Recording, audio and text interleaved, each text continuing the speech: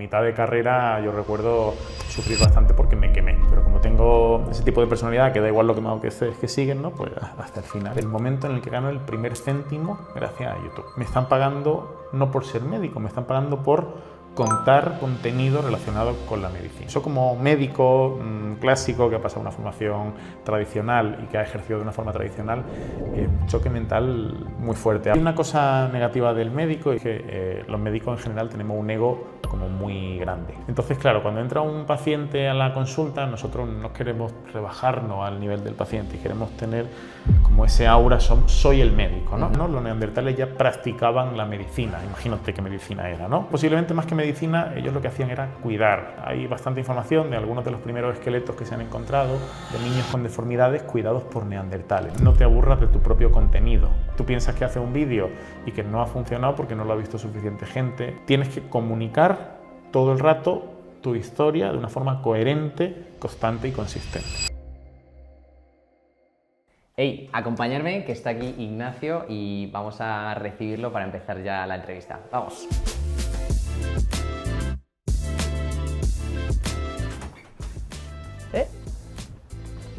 Ahí está. Venga, vamos para adentro.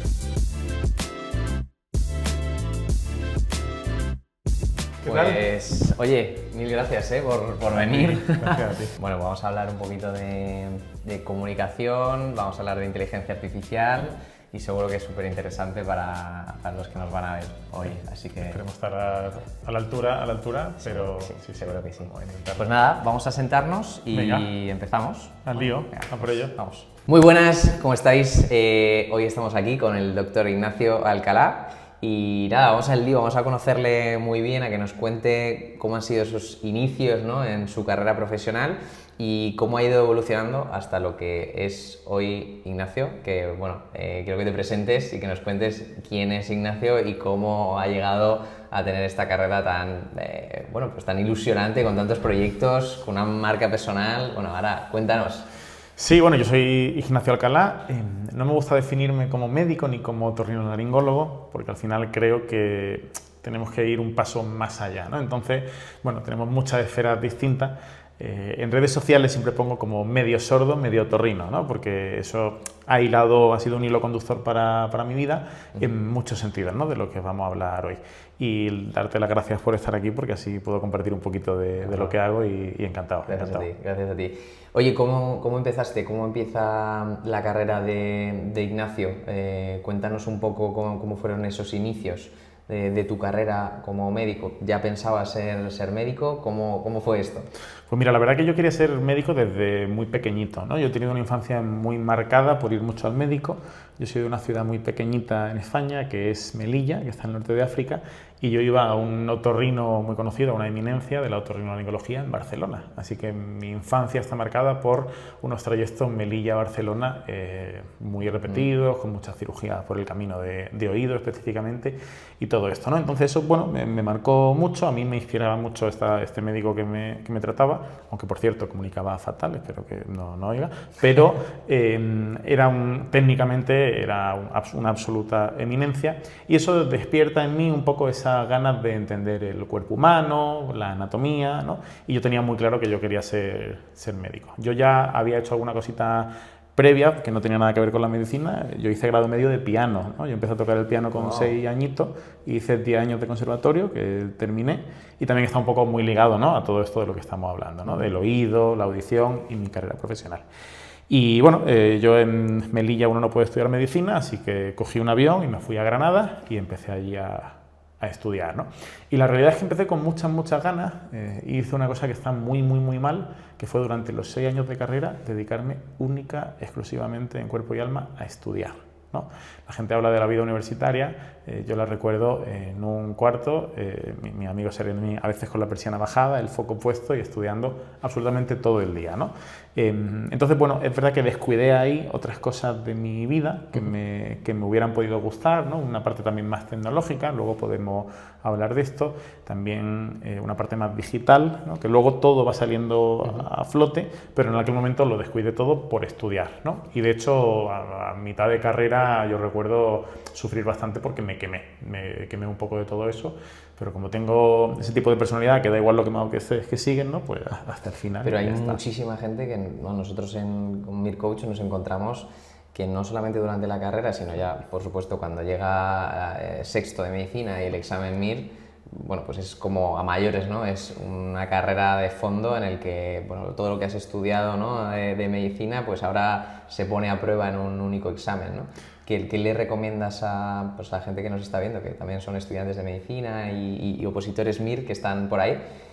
¿Qué harías distinto? ¿Qué haría el Ignacio de esa época universitaria o MIR? Que bueno, que ahora con tu experiencia pues dirías bueno, mejor lo hubiera hecho de esta manera. Pues mira, yo algunas cosas que me hubiera gustado hacer, y no necesariamente era irse a tomar copa o de fiesta, ¿no? Por ejemplo, en aquel momento a mí me hubiera gustado mucho, me gustaba mucho el ejercicio físico también, me hubiera encantado meterme a lo mejor en la universidad en algún departamento de fisiología del deporte, por ejemplo, que recuerdo aquella asignatura con bastante cariño, y eso, por ejemplo, hubiera sido muy interesante. En aquel entonces ya existía YouTube, y es verdad que a mí me creaba mucha inquietud y mucha curiosidad crear algún tipo de contenido para YouTube, pero no lo hice porque estaba muy ocupado haciendo otras cosas. Entonces, bueno, yo creo que si uno tiene otros intereses que se pueden alinear, aunque uno no lo vea de primeras, con la carrera profesional del médico, es muy interesante hacerlos porque al final uno se da cuenta que la medicina tiene una parte también como muy humanista, una parte muy tecnológica, y tu carrera, aunque no te des cuenta, al final se puede ver marcada por hobbies y aficiones que puede que pensaras que no tenían nada que ver, pero son interesantes, ¿no? Entonces, estudiar está muy bien, pero también hay que aprender a hacer otras cosas en esa etapa universitaria. Tú habrías hecho ese mix, ¿no? Bueno, de intereses que ya más o menos tenías, ¿no? O sea, ya tenías ese interés por el deporte, por el ejercicio físico y demás, pero que no, bueno, pues, ¿por qué hacemos eso, ¿no? ¿O por qué los jóvenes médicos se centran tanto? Creo que por lo que veo es algo cultural, es algo que, bueno, pues es que en mi clase todo el mundo está estudiando X horas, ¿no? O en el MIR tengo que estudiar en la parte intensiva 8 o 10 horas al día y como todo el mundo lo hace, ¿no? Lo tengo yo que hacer, ¿no? Sí, yo creo que ahí hay varios factores, ¿no? Uno muy importante, en mi época pasaba, pero yo creo que sigue pasando, es que cuando uno viene estudiando, ¿no? El colegio, el instituto, el bachillerato, pues habitualmente los estudiantes que terminan haciendo medicina son buenos estudiantes, ¿no? Y cuando llegan a medicina sienten esa presión de seguir siendo buenos estudiantes. ¿Qué pasa? Que estás rodeado de buenos estudiantes. Entonces, claro, son buenos estudiantes queriendo demostrar que son buenos estudiantes delante de buenos estudiantes. Entonces, eso es complicado, te pone mucha presión. En mi caso también había un factor sobreañadido, que bueno, yo estaba muy lejos de mi casa, tenía que demostrar también pues, ¿no? esa valía, todo eso, ¿no? Entonces, eso suma. Eso es importante, sí. Y bueno, pues tú estás estudiando la carrera, haces el MIR, y bueno, pues has empezado también una faceta, ¿no? Después de toda esta etapa más digital, ¿no? Y te has ido abriendo otros caminos a otras esferas como médico, ¿no? Que es lo que es hoy Ignacio Alcalá. ¿Cuál fue ese primer salto, ese primer cambio de la carrera más estándar de un médico que tú empezaste a hacer? Sí, o sea, por rebobinar un poco, hubo un episodio previo, ¿no? Durante estudiar el MIR, también tuve otra fase que me quemé muchísimo, ¿no? Entonces yo empecé muy fuerte y recuerdo además que, o sea, ojalá hubiera tenido un Sunny Coach, ¿no? Porque yo recuerdo empezar muy fuerte, estar en un percentil súper alto, romperme, caer y sacar el mismo percentil en el MIR que en mi segundo o tercer simulacro. O sea que aquello fue tremendo, ¿no? Porque me rompí, personalmente estaba muy lejos de casa, me fui a Asturias. Entonces, bueno, tuve esa fase, ¿no? Después de eso, bueno, elegí otorrinolaringología aquí en Madrid, hice mi residencia y yo termino mi residencia muy contento con mi especialidad y me pongo a trabajar, ¿no? Y es verdad que uno se pone a trabajar y ya vienen muchos años de una residencia pues que sabemos que son duras, es una etapa complicada en la que pasan muchas cosas y cuando uno termina la residencia y sale al mercado laboral, bueno, pues las cosas cambian un poco, ¿no? Porque empieza a hacer una medicina que muchas veces no es ni la medicina que tú tenías en tu cabeza hacer tú como profesional, ni tampoco esa vida tan intensa durante la residencia, ¿no? Entonces ahí se mezclan varias cosas. Y de alguna forma en ese punto yo me desilusioné. Más que quemarme, como que me desilusioné un poco, ¿no? Y dije, yo tengo que hacer algo distinto para estar contento con lo que hago, ¿no? Muchas veces en la consulta no eres capaz de llegar al paciente como quieres, tienes poco tiempo, no te da tiempo a contarles todo lo que quisiera. Y además, por otra parte, yo decía, es que tampoco quiero estar los próximos 30 años de mi vida haciendo exactamente lo mismo, quiero un poco de diversidad. Así que un día, lo cuento siempre, a las 3 de la mañana camino al hospital, que estaba a 40 kilómetros de mi casa en coche, porque había sangrado un paciente y iba a hacerle, ¿no? a ver qué estaba pasando. Pienso, yo tengo que hacer algo. Y como llevaba muchos años, yo he consumido YouTube muchas veces para formación propia, pues para entretenimiento, muchas cosas, dije, me voy a hacer un canal de YouTube. Eso coincide un poco también con el tema de la pandemia, ¿no? En la pandemia nos aislamos un poco de otros profesionales, empecé pensando en hacer contenido más para profesionales, pero luego al final me di cuenta que tenía mucho sentido hacerlo para pacientes, y así que allá por 2021, yo creo que fue, justo post pandemia, empecé a generar contenido para mi canal de YouTube. O sea, ese fue el primer pasito, ¿no? que diste diferente, ¿no? A lo que es la carrera más estándar. Y empiezas ahí, entiendo que sin ninguna formación, empiezas a hacer formaciones, a hacer vídeos para pacientes, para otros profesionales. ¿Cuáles dirías que es ese primer hito que dices tú, joder, aquí cambió totalmente, ¿no? Esto de hacer vídeos? ¿Cuál fue? O sea, ¿qué fue el primer hito que conseguiste o que te diste tu cuenta? Sí, yo me puse delante de una cámara que tenía, yo siempre cuento que tenía un móvil chino de 120 euros, que era mi móvil, le di al play, me puse a grabar, subí el vídeo y a tomar por saco, Ese es el primer hito, de hecho. Ese es el primer hito importante, ¿no? Y ahí vencí un montón de miedo y de preocupaciones. Miedo a qué van a pensar mis compañeros de servicio de mí, miedo a qué van a pensar mis compañeros de sociedad de mí, miedo a qué van a pensar los pacientes que vengan a mi consulta y digan, uy, si este es el tarado de YouTube, este es el que vi el vídeo, ¿no? Entonces ese fue como un primer hito importante. Y luego hay un segundo hito, más frívolo a lo mejor, no lo sé, que es el momento en el que gano el primer céntimo gracias a YouTube. Porque me doy cuenta de una cosa muy interesante, y es que me están pagando no por ser médico, me están pagando por contar o por comunicar o por explicar contenido relacionado con la medicina. Y además no está directamente ligado al número de horas que he hecho grabando esos vídeos o que he hecho pasando esa consulta, ¿no? Entonces, yo sabía que eso la gente lo contaba, pero yo no sabía que eso era real. Y de pronto veo que hay una ganancia de 1 céntimo y digo, ¿pero por qué alguien me va a pagar por esto? Y eso, como médico clásico que ha pasado una formación tradicional y que ha ejercido de una forma tradicional, un choque mental muy fuerte. Ahora lo entiendo, en aquel momento esto era para mí una bomba tremenda. Claro, pero porque nos han hecho ver, ¿no? O digamos culturalmente o a través de la formación que recibe el médico, ¿no? Pues que hay ese camino, ¿no? Estipulado, y que todo lo que hay a partir de ahí pues no va con el médico, ¿no? Va con otro tipo de profesional. Pero es que lo vemos, yo lo estoy viendo últimamente en todos los aspectos. O sea, lo veo en el tema de las habilidades blandas, que para mí están mal dichas, porque lejos de ser blandas son bastante importantes, ¿no? La comunicación, el liderazgo, la gestión emocional, que hemos hablado antes, ¿no?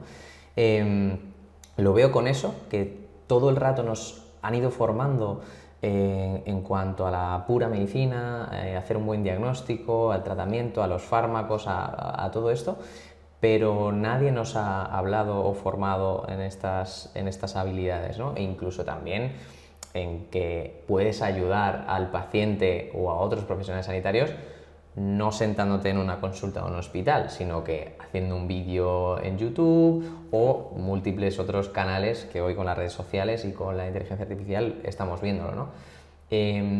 ¿Crees que el médico joven ya lo ve más claro? O sea, ¿crees que ya hay médicos que dicen, ostras, pues me está pasando lo mismo que a Ignacio le pasó cuando estudiaba en la carrera, ¿no? Y yo ya estoy haciendo otras cosas? O al médico que ya está haciendo la residencia o que ya es un médico adjunto y empieza a abrirse otros canales. ¿Crees que el médico joven está ya más abierto y está haciendo otras cosas versus el médico mayor? Totalmente. O sea, yo creo que cuando yo estudiaba la carrera era impensable, si estudiaba medicina, hacer algo que no fuera ejercer. Y de hecho en aquel momento todo lo que no fuera hacer el MIR era como un poco raro. La gente decía, pero ¿por qué esta persona no hace el MIR? No lo entiendo. Y ahora hay muchos estudiantes que terminan la carrera de medicina y se plantean, emprender, se plantean trabajar en una consultora, se plantean hacer divulgación, generar contenido. Eso es súper interesante. Y has dicho una cosa que es el concepto de escalar la consulta, ¿no? Que efectivamente tú estás en una consulta y tú ves a un paciente cada 15 minutos, ¿no? Y lo ves con la estructura clásica de qué te pasa, te diagnostico, te medico, te tal, ¿no? Y nosotros nos autodenominamos profesionales de la salud, pero somos casi más profesionales de la enfermedad, ¿no? No podemos hacer en nuestras consultas, la mayoría nos cuesta hacer salud, hacemos enfermedad y de hecho, esto es un pensamiento, medicalizamos cosas que incluso podrían no estar medicalizadas, ¿no?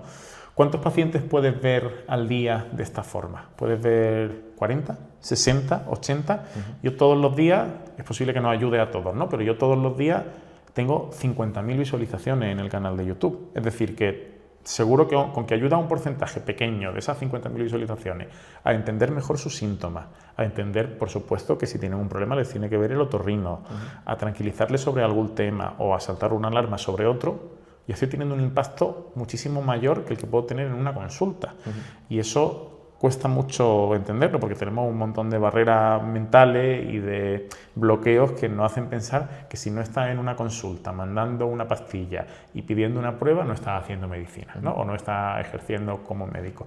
Yo creo que eso hay que hacer un poco de clic y está pasando, eso está pasando. El médico del futuro o incluso del presente, ¿dirías que es un médico con más esferas, ¿no? Como las que hablábamos antes, un médico más completo en otras, ¿cómo decirlo? Pues en otras esferas, ¿no? Como has dicho, un médico que esté haciendo consulta, un médico que esté digitalizado, que haga telemedicina o que tenga redes sociales, un médico que sea un buen comunicador, un buen líder, bueno, pues un buen conversador con sus compañeros y con el paciente, ¿no?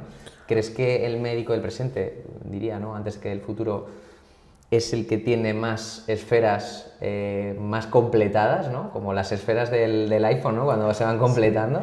Sí, total. O sea, acabas de abrir un melón que me encanta, ¿no? Y es que al final el médico clásicamente, en muchas cosas, ¿no? Pero clásicamente ha sido un gestor de información y un gestor de conocimiento. Es decir, se aprendía de memoria grandes manuales o grandes trozos de información para luego pensar sobre ello y tomar una decisión, ¿no?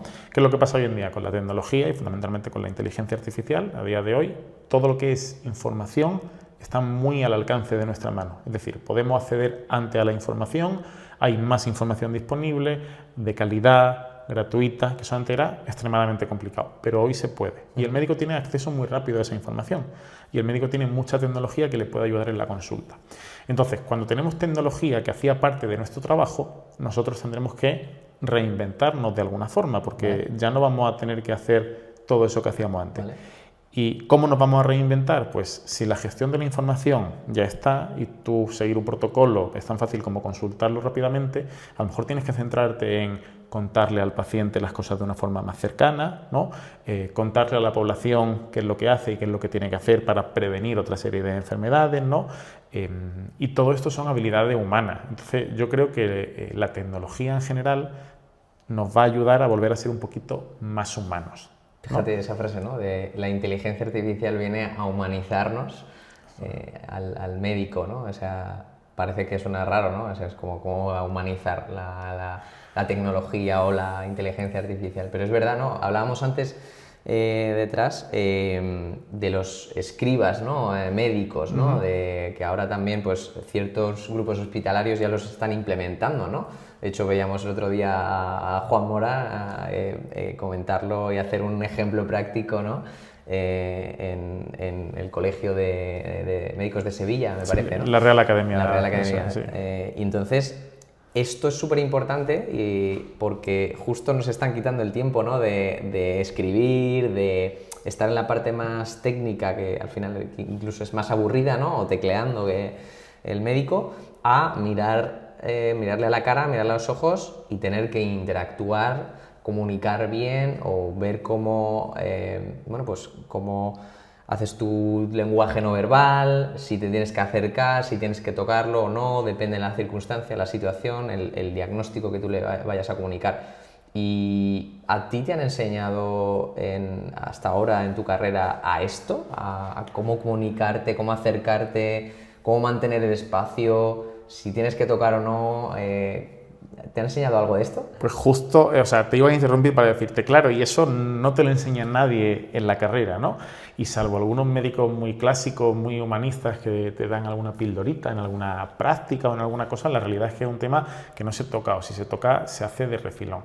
Y ahora está un poco de moda, de forma muy tímida e incompleta, en algunos centros hospitalarios, en algunos grupos hospitalarios, dar pequeñas formaciones sobre esto, pero al final se queda muy en la superficie, ¿no? Como que no se araña, no se entiende, no se liga bien, ¿no? Entonces yo creo que hace falta un montón de formación ahí para volver a acercarnos humanamente al paciente, porque además el médico tenemos un poco ese perfil muchas veces, ¿no? Bueno, según quien me diga, como hay algunos por ahí un poco Asperger, ¿no? Incluso que nos cuesta relacionarnos, nos cuesta, después de tantos años estudiando, sí, también se te potencia, ¿no? Esa... que médicos, pues igual que otras profesiones, hay de todo tipo, hay gente que tiene más habilidades sociales, hay gente que menos... Pero tenemos un perfil de habilidades sociales, la mayoría yo creo que estamos un poco justos.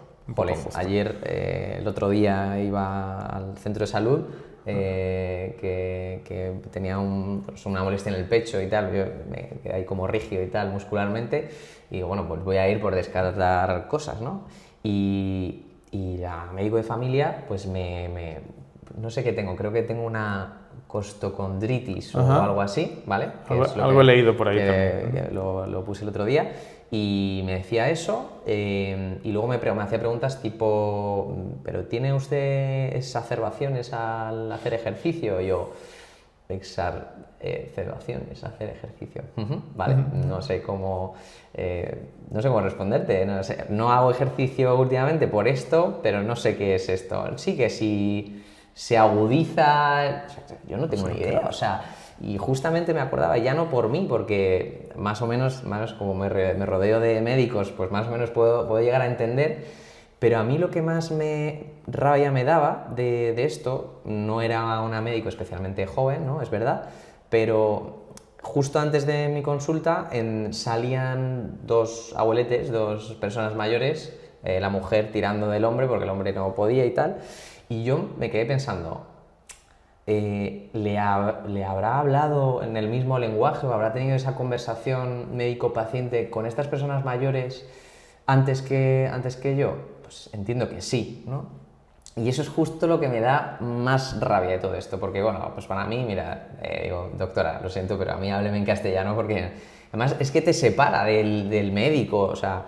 Al hablarte así te estás separando totalmente, cero confianza, cero cercanía, cuando realmente el paciente llega ahí en una situación vulnerable, ¿no? Y bueno, yo voy para un tema mínimo, ¿no? Pero habrá gente que venga por temas más complicados, ¿no? Y me da, eso justamente es lo que más rabia me da, ¿no? Sí, total. O sea, has dicho una cosa muy interesante que es lo del lenguaje, ¿no? Yo una de las primeras cosas que aprendí con el canal de YouTube era que yo tenía que adaptar muchísimo el lenguaje a que me entendiera el mayor número de personas, ¿no? Y eso hacía que se vieran mis vídeos, ¿no? Me costó mucho entender que en la consulta también, cuanto más cercano fuera, más me iba a entender el paciente y más fluida iba a ser la relación médico-paciente. Y aquí hay una cosa negativa del médico, y lo que voy a decir a lo mejor levanta alguna ampollita, pero siempre está bien contar algunas cosas, ¿no? Que es que y muy en relación con esto, el problema es que tenemos los médicos en general tenemos un ego como muy grande, ¿no? Entonces, claro, cuando entra un paciente a la consulta, nosotros no queremos rebajarnos al nivel del paciente, queremos tener como ese aura, soy el médico, ¿no? Y hay muchas formas de ser médico y ejercer la medicina siendo comunicativo y siendo cercano y contando las cosas de una forma que se entiendan, ¿no? Pero nos amparamos en ese lenguaje un poco más riguroso o más científico como para ejercer esa distancia, ¿no? También estamos muy a la defensiva, vivimos en una sociedad en la que la medicina ha terminado siendo muy defensiva también, porque tenemos hay algo de miedo, de vulnerabilidad, las condiciones, ¿no? Laborales de los médicos. Yo creo que se junta un poco todo, pero el ego también juega una parte importante en esa barrera para comunicar, y el lenguaje es lo más importante para comunicar, es lo que tenemos a mano de entrada. Sí, sin duda. De hecho, con esto de humanizar, que la tecnología, inteligencia artificial nos va a humanizar cada vez más en el colectivo médico, tú hace meses me comentabas con ese storytelling de dónde venimos, de ese Homo sapiens o de nuestros ancestros, ¿no? de dónde venimos, qué habilidades teníamos, ¿no? De humanidad, de tecnología, ¿no? ¿Recuerdas esa diapositiva? Sí. A cómo estamos ahora y cómo va a ser el médico del futuro. No sé si nos puedes contar un poco, desarrollar esa idea. Sí, bueno, yo cuando doy alguna formación, en concreto sobre inteligencia artificial, me gusta mucho usar este recurso, ¿no? Nosotros hemos creado, y digo nosotros porque, bueno, esto lo trabajo con un ingeniero de telecomunicaciones, que es José Davín. Hemos creado un avatar digital que se llama Grug, ¿no? Que es un neandertal.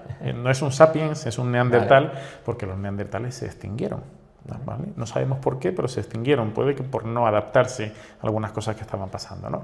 Entonces, cuando nosotros miramos hacia atrás, ¿no? Los neandertales ya practicaban la medicina. Imagínate qué medicina era, ¿no? Entonces, posiblemente más que medicina, ellos lo que hacían era cuidar, ¿no? Hay bastante información de algunos de los primeros esqueletos que se han encontrado de niños con deformidades cuidados por neandertales, ¿no? O sea que ya cuidaban. La famosa niña, ¿no? Eso es, la niña, eso es justo. Entonces, claro, cuidaban, ¿no? Pero no tenían conocimiento médico ni conocimiento tecnológico, el hacha, el fuego, poco más, ¿no? ¿Qué es lo que va pasando con el tiempo? Bueno, pues que poco a poco la medicina se va profesionalizando, ¿no? Sigue habiendo una parte importante de humanidad, pero conforme se desarrolla la ciencia, ¿no? Y digo ciencia así un poco entre comillas también, al final el médico se termina convirtiendo en una persona como más técnica que humana. Y sigue sin aprender habilidades digitales o tecnológicas cuando irrumpen, porque esto no es para mí. Vale, ¿no?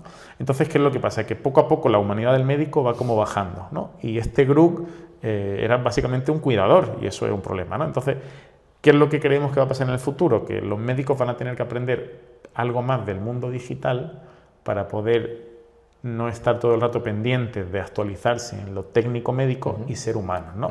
Y por eso nosotros hemos cogido a Grug, que es un neandertal que ha viajado en el tiempo a día de hoy y está aprendiendo inmerso en todo esto. Es como volver a esa época, ¿no? Es un poco volver, y es también contar que si no quieres extinguirte, como les pasó a los neandertales, más vale que te adapte al cambio que estamos viviendo, ¿no? Qué bueno. Es un poco historieta, pero siempre ayuda. En comunicación lo más importante es contar una historia, porque el cerebro humano está pensado para aprender con historias, y eso es fundamental. Súper ilustrativo, ¿no?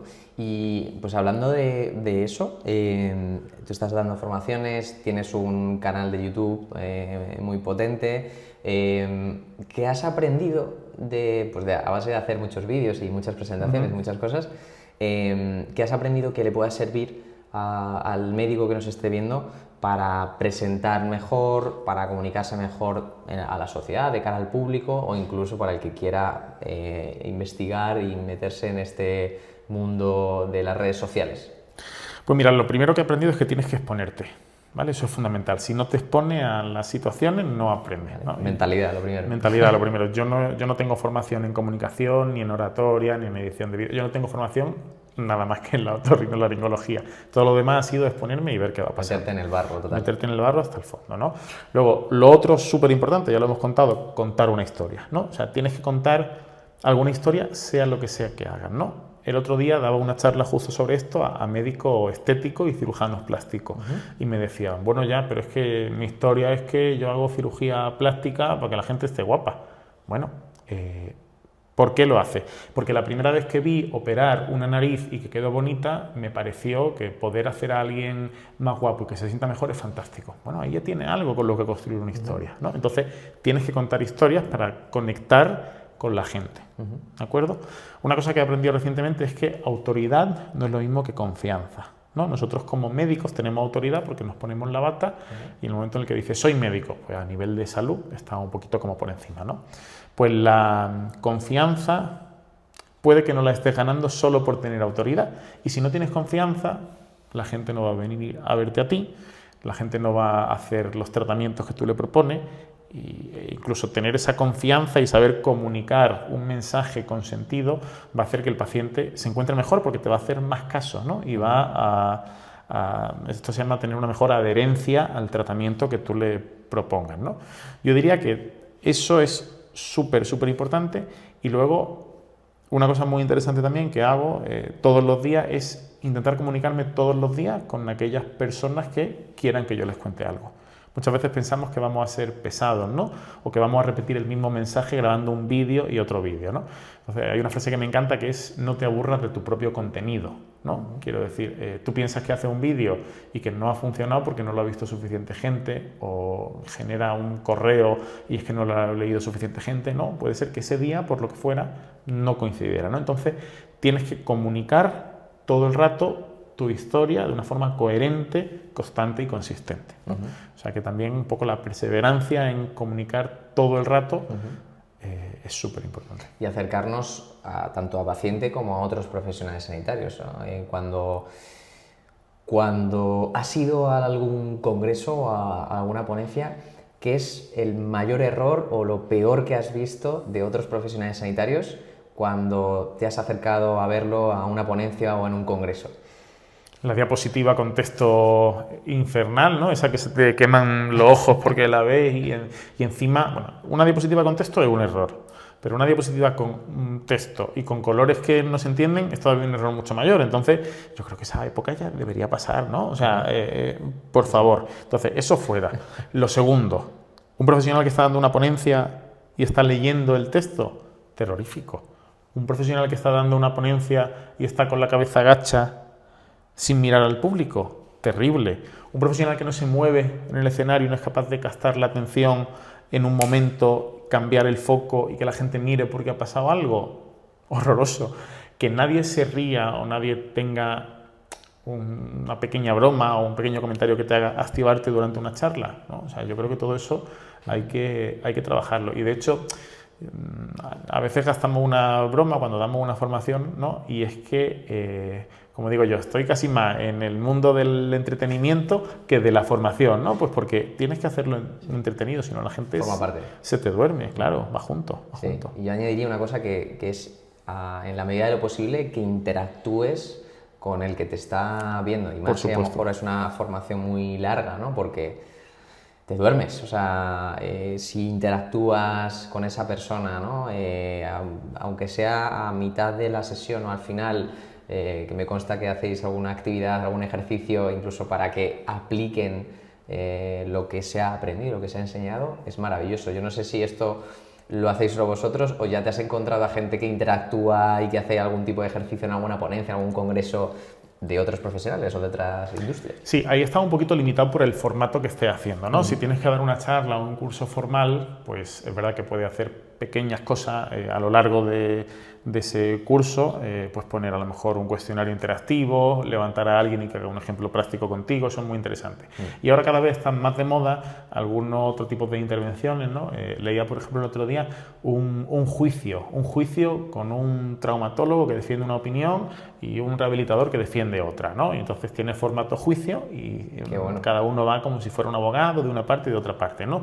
Otro formato interesante, hacer concursos en directo por equipos, ¿no? Con preguntas específicas sobre temas. Pues eso también es muy interesante porque tienes público que a la vez está aprendiendo mientras los dos equipos están compitiendo por ganar un premio, ¿no? Es otra manera de seguir aprendiendo también. Otra manera de seguir aprendiendo, ¿no? Entonces, bueno, hay muchos formatos. A día de hoy no todo el mundo está abierto a admitir este tipo de formatos distintos, pero hay que interactuar y hay que hacer al público partícipe de lo que hace, sin duda. Seguro además en estas sesiones, ¿no? Que se hacen en el propio servicio, ¿no? En el propio hospital, que es al final estás como más en familia, ¿no? En Petit Comité, seguramente este tipo de formatos se acepten más que a lo mejor ir a un congreso más oficial. Y bueno, pues ahí está la manera también de impactar a tus otros compañeros, de entrar, ¿no? A este mundillo hacia una comunicación mejor con otros compañeros, que al final quien se va a ver también más beneficiado es el propio paciente, ¿no? De lo que has aprendido en esos servicios, en esas presentaciones internas, ¿no? Totalmente. Oye, hemos estado hablando mucho de tecnología, de inteligencia artificial. No te hemos presentado como tal, pero has montado un proyecto que se llama Red Sanitaria, de inteligencia artificial para médicos, ¿no? Para enseñar, bueno, pues estamos en una ola, ¿no? De inteligencia artificial, hay un montón de contenido, un montón de información que nos abruma, y vosotros la habéis nichado, ¿no? Como yo digo, para ayudar también al médico, ¿no? Del presente y del mañana, ¿no? ¿Cómo es esto? Cuéntanos un poco qué es lo que estáis haciendo, qué es lo que estáis promoviendo, ¿no? Tanto José como tú, y bueno, hacia dónde va ese médico, ¿no? Con estas herramientas que están saliendo hoy en día.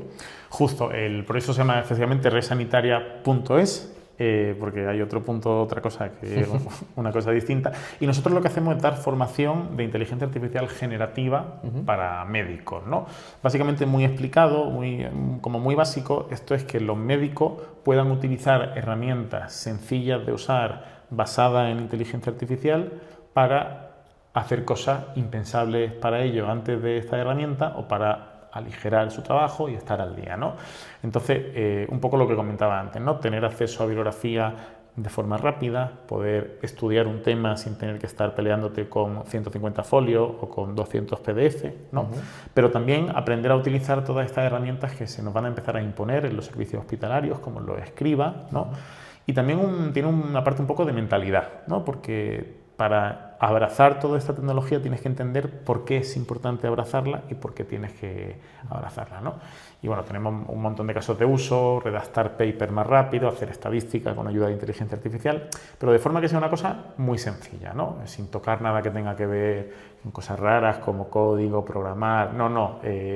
Por ejemplo, usar ChatGPT para que te ayude en la consulta, ¿no? Algo tan sencillo como eso es súper potente y cuesta hacerlo si no tiene alguien que te guíe de la mano, así que nosotros estamos dando formación en eso. A mí me encanta porque justamente nuestros valores, ¿no? en SaniCoach al final están muy centrados en esa parte más humana, ¿no? Más psicológica, de estas habilidades de comunicación, de liderar, de gestionar tus emociones, y creo que estáis haciendo una súper labor para que por favor el médico se centre en esto que es súper importante, o sea, que deje de teclear todo el rato y que aprenda a utilizar la inteligencia artificial y aprenda a comunicar bien, ¿no? Y se centre en lo que realmente es importante y lo que además el paciente está deseando, ¿no? Que el médico sea el médico del presente o del futuro que queremos, ¿no? Que estamos ya un poco en otra época, ¿no? Yo creo que después de la pandemia ha sido un antes y un después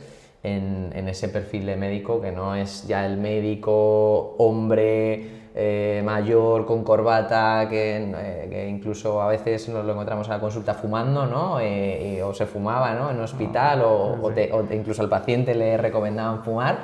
Creo que esto se ha ido evolucionando, pero falta esta parte, ¿no? de evolución del colectivo, aparte de que, por supuesto, tenemos esa presión de condiciones, ¿no? que tenemos hoy en día en España. Estamos viendo muchas huelgas, muchas aberraciones que estamos viendo y que defendemos y que apoyamos mucho. Estamos viendo el tema de los cribados de mama, el tema de los médicos de Vigo, o sea, un montón de cosas que estamos viendo que al final no ayudan en todo este proceso. O sea, yo creo que el médico necesita un camino limpio para que empiece a ver estos otros caminos, aprenda de inteligencia artificial y aprenda de estas habilidades más humanas que nos acerquen al paciente a comunicar mejor y a hacer la vida más fácil a los pacientes. Justo leía el otro día que solo un 10%, muy ligado con esto, de las facultades de medicina, no, un 10% del total de universidades en España habían empezado a meter algo de formación de inteligencia artificial, digamos, generativa, ¿no? en su aprendizaje, ¿no? Y en medicina menos todavía, porque me consta que a día de hoy solo hay 2 universidades que han empezado un tipo de proyecto para que los estudiantes empiecen a utilizar estas herramientas, ¿no? Pasa un poco parecido con lo que pasa con la comunicación. Entonces, las facultades de medicina están muy ancladas en siéntate y apréndete 250 folios sobre este tema, pero poco sobre todas estas otras cosas, ¿no? Y es muy curioso porque hace poco salió una noticia en agosto de este año que dice que OpenEvidence, que es una aplicación específica de evidencia científica para médicos, para resolver dudas clínicas, saca el 100% en el examen MIR estadounidense, ¿vale? Entonces, claro, estamos haciendo exámenes para personas, estamos haciendo exámenes para la inteligencia artificial. ¿Cuándo vamos a empezar a valorar otro tipo de competencia en los profesionales que estamos creando, ¿no? Y luego, todos estos nuevos estudiantes que van a salir dentro de muy poquito, ellos son ya nativos digitales y casi nativos de la inteligencia artificial dentro de muy poquito. Si los que les supervisan no saben dominar esta herramienta, no van a poder trasladarle cómo utilizarla y cómo aplicar el conocimiento clínico que ellos han extraído junto con el uso de estas herramientas, ¿no? Así que es como una transformación, digamos, a dos ritmos, lo que va pasando desde abajo y lo que va pasando desde arriba, desde las grandes organizaciones, desde los grupos hospitalarios. Justo, yo decía, oye, pero ¿quién puede ser esa entidad o quién es? Si es una persona o es una organización que marque este cambio de una manera más potente, ¿sabes? Porque o sea, los médicos hoy en día pues quieren quitar las guardias de 24 horas, los médicos de hoy en día quieren más formación en soft skills, quieren más formación en inteligencia artificial, porque es el presente, el futuro, ¿no?, de la medicina. Pero por mucho que el médico quiera eso, creo que no se va a cambiar hasta que desde arriba, desde el sistema público o desde los propios grupos hospitalarios, no cambien eso. Yo creo que también en la parte privada, los grupos privados, vemos a un Juan Abarca, ¿no?, con HM, que está como más cerca de todo esto. Que por cierto tiene una marca personal que trabaja muchísimo y súper bien. Brutal, trabajada. LinkedIn, ¿no? Brutal lo bien que trabaja la marca personal. Brutal. Es muy bueno. Muy fan, soy muy fan. Sí, es muy bueno y además contesta todos los mensajes. O sea, está ahí como, yo no sé cómo se organiza este hombre, que sigue abriendo hospitales y de repente te contesta por LinkedIn. Es como... Bueno, y creo que son ellos, ¿no? Creo que son esas organizaciones o esa gente de arriba, no sé quién, que tiene que abrir a todo esto, a todas estas nuevas habilidades que vienen para mejorar la vida tanto del médico como del paciente, ¿no? Entonces, últimamente vemos cosas que, por mucho que el médico quiera cambiar, el médico que es el opositor MIR que se presenta al MIR, vemos unos últimos exámenes, sobre todo el año pasado, una aberración de difícil, que luego realmente no, o sea, un médico que sale de ese examen, de haber estudiado tantos años la carrera, llegar a ser médico residente de X especialidad en X hospital, ¿de verdad por haber hecho un mejor examen o tener una mejor nota vas a ser un mejor médico? O sea, no lo sé, ¿no? Pero es que luego sales al mercado laboral y eres adjunto, has estado 5 años ahí, pero has estado 5 años de una formación que habrá de todo, ¿no? En todo tipo de hospitales y en todo tipo de especialidades, pero que no se acerca a estas habilidades que necesitamos, ¿no? No hay esa formación. Como en todo trabajo, no sé tú si te has encontrado con alguna situación así, pero en todo trabajo te encuentras a un jefe o a un compañero pues que es horrible y eso te marca para el futuro, porque ya te crees que va a ser así toda la vida en el hospital en el que estés, te da miedo al equipo que te vas a encontrar, al jefe, a tu compañero, porque te encuentras un compañero que te... ¿Qué haces? ¿Cómo gestionas esto? Te puede tirar por la borda tu vocación, tu especialidad deseada con la que has estado soñando y estudiando a saco con el freso, como decías, 8 horas sentado en una silla. El encontrarte a un compañero o a un jefe de servicio que no sea líder, que quiera que trabajes 1000 horas y que hagas el trabajo sucio, que te hable mal. ¿Cómo te enfrentas a eso cuando a nadie te ha enseñado nada más que a estudiar la cardio, la neumo y todas esas preguntas tan complicadas? O sea, yo personalmente he tenido mucha suerte en ese sentido porque yo he tenido unos compañeros y unos jefes que se salen mucho de esto, ¿no? Y un jefe que es un auténtico líder, que delega, que ha estado encima, o sea, solo tengo palabras de agradecimiento. Pero es verdad, y esto lo veo en los residentes nuevos que entran de otras, ¿no?, de muchas especialidades, de muchos hospitales, de muchos sitios, ¿no?, como que cada vez hay una mayor tasa de abandono de la residencia, ¿no? Y yo creo que va un poco todo ligado con esto y que esa película que nos habían contado que era El médico, ¿no?, no se correlaciona con la realidad de lo que uno vive en su día a día, ¿no? Precisamente a lo mejor porque no se ha trabajado todo esto para ayudarnos a darnos otras herramientas también para luchar otras cosas, también para luchar nuestras condiciones, también para saber negociar, ¿no? Que es una cosa que un médico sepa negociar. No, si un médico no negocia, un médico negocia cada vez que habla con un paciente, un médico está negociando para venderle que tiene que hacer lo que él le recomienda, ¿no? Entonces, ¿por qué un médico no aprende a negociar? Porque nadie nos enseña a eso, ¿no? Porque nadie nos enseña a cómo es el mundo de la medicina privada o de la gestión de la medicina privada, ¿no? O sea, por hablar de un montón de otras cosas que hay ahí. Entonces, claro, cuando solo sabes de la neurona, la mitocondria y tal, pues te encuentras en un caparazón que al salir al mundo real la hostia Sí. es más gorda. Sí, que también se ve como algo un poco tóxico, ¿no? Como un lobby ahí de que si tú te sales también de ese grupo, ¿no? Estás haciendo algo mal, ¿no? Si haces algo con la industria farmacéutica o si vas a un congreso donde te paguen X por dar una charla, si te pones a divulgar en redes sociales, si el compañero profesional sanitario, lo mencionabas tú cuando hiciste ese primer vídeo, dices, joder, es que ¿qué pensarán mis compañeros, ¿no? Que luego, por supuesto, te has dado cuenta de que esas barreras se han ido cayendo, ¿no? Pero esas cosas, esa mentalidad que tú tenías, no la tenías por amor al arte, o sea, la tenías porque, bueno, pasan cosas de esta. Pasa que a mí me lo han contado, hay compañeros en los que ven mal o está mal visto de que el otro compañero divulgue X vídeos, mira, qué ridículo, está haciendo el tonto, o no, eso que ha dicho no es del todo correcto, esto sería así, puntualizando, ¿sabes? Es tóxico, hay una cultura también un poco mal vista de que tú salgas también de otros y hagas otros caminos, ¿no? Y te metas en otras esferas de médico que hablábamos antes, ¿no? Justo, si te sales del tiesto, ¿no? Tienes como esas cosas, ¿no? Yo es verdad que yo tenía al principio mucho esa sensación y sin embargo lo único que he recogido después de cosechar esto es que me han venido otros compañeros de sociedad, compañeros de servicio y se me han acercado y me han dicho, oye, enhorabuena por lo que haces, me gusta un montón, aprendo. Es una cosa que yo no esperaba, ¿no? Daba el otro día un curso en un hospital que no es el mío, que me invitaron unos compañeros y se me acercaba uno de ellos y me decía, es que yo con esos vídeos que haces para los pacientes aprendo a cómo tengo que comunicarle yo esas mismas cosas a los pacientes. Fíjate. Y dije, fíjate qué curioso, que yo no quería enseñar a comunicar a nadie, porque digo, bueno, pero si yo lo que quiero es que el paciente entienda, y el compañero me dice que él aprende lo que le tiene que contar al paciente, es decir, a través de mí, Sí. que he explorado como el dolor del paciente, él sabe cómo contárselo. Fíjate que qué por bonito, eso, ¿no? Sí, es súper bonito y por eso también gustó mucho. cuando hablamos de no puedo dejar de crear contenido para pacientes también es una de las razones, ¿no? Por las que tienes que seguir haciéndolo. Eso es. Qué bueno, y además qué guay que te sigan dando razones, ¿no? Porque a veces esto, como en todo, tendrás tus altibajos y esas dudas y ese cansancio, esa desmotivación. Y al final, joder, que te diga un paciente o un compañero este tipo de cosas hacen, ¿no? A uno a seguir haciendo cosas.